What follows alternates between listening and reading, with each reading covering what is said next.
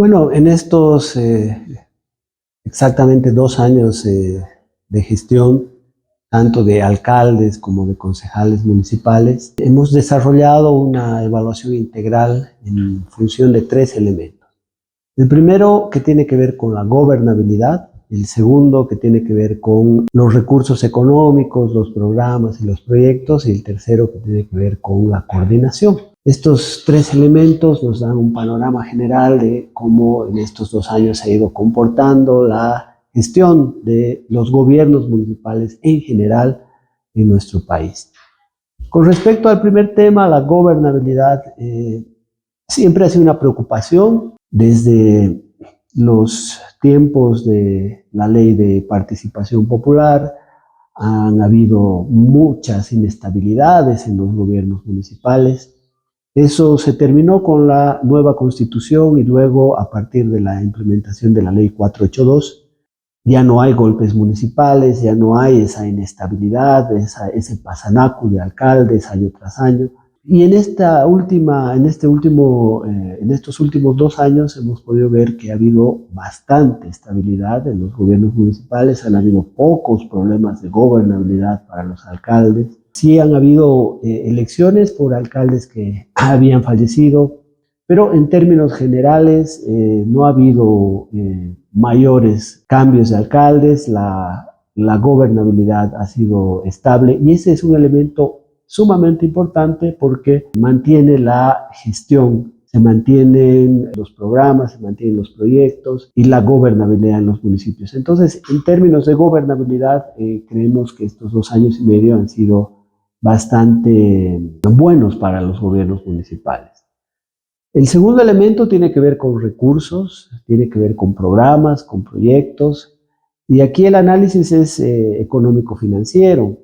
En el 2019-20, finales del 19 y hasta octubre del año 2020, se producen 2 elementos que han generado complicaciones en las finanzas de los gobiernos municipales. Y estos 2 elementos son, por supuesto, la pandemia, con las restricciones que han, por supuesto, limitado el movimiento económico, y la desinstitucionalización del Estado a partir del golpe de 2019, que entre sus acciones ha tenido la de paralizar la inversión pública, que ha caído en aproximadamente 60-70% en ese año.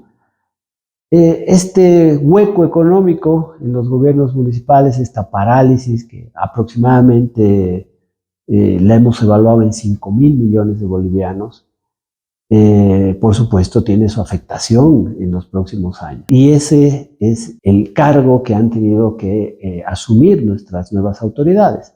¿Qué pasa 2 años después? Hemos visto una recuperación de la economía, y esto se ve reflejado básicamente en el comportamiento de la coparticipación tributaria.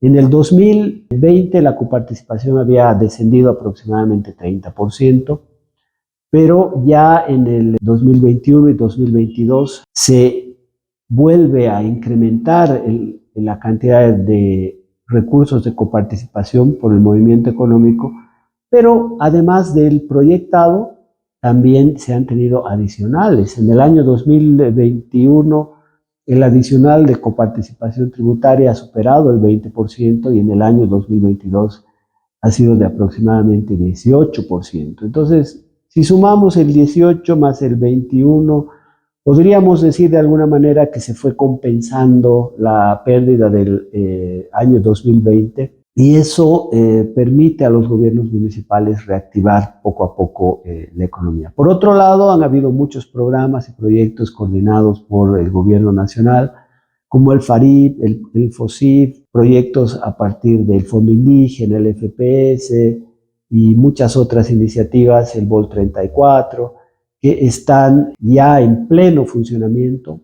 Había que reactivar todos estos programas. En muchos casos son nuevas iniciativas, por ejemplo la del FOSIP, que es una iniciativa para proyectos de industrialización con sustitución de importaciones.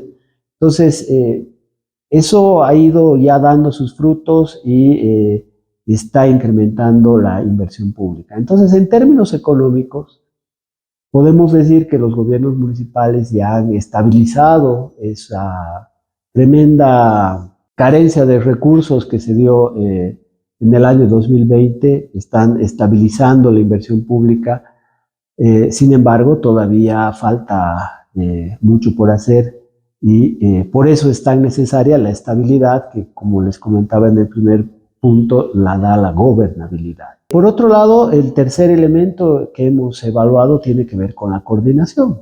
La coordinación es fundamental para que se sostenga tanto la gobernabilidad como también los programas, proyectos, la inversión en las políticas públicas. En ese ámbito hemos podido evaluar una gran apertura del gobierno nacional hacia los gobiernos municipales. Como sistema asociativo hemos propiciado una serie de reuniones, hemos estado coordinando, por ejemplo, el tema de la planificación territorial, en su momento con la ley 1407.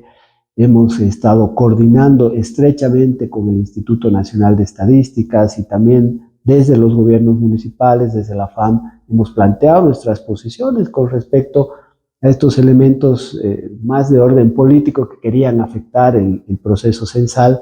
Pero más allá de eso ha habido una coordinación muy estrecha, ha habido coordinación con muchas instancias del gobierno nacional y eso es fundamental porque permite dinamizar programas y proyectos. Por supuesto, hay todavía mucho que avanzar en esto.